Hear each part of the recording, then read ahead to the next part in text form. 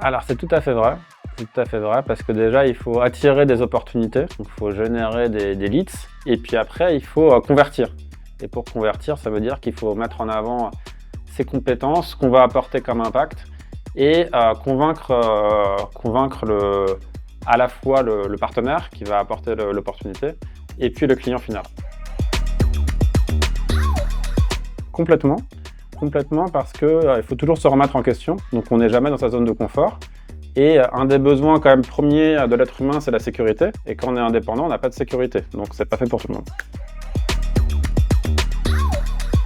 Alors complètement, mais quand on est indépendant, on n'est pas rattaché à un collectif, à une équipe. Donc on n'a pas, dans une grande entreprise, tous les matins, on arrive, on prend le café, c'est simple, on se laisse emporter par le mouvement. En tant qu'indépendant, on est quand même seul. Donc c'est pour ça que pour éviter justement de la solitude, l'isolement, il faut se rattacher à des groupes, à des collectifs, et puis après, sur des missions, évidemment, on est intégré à des équipes.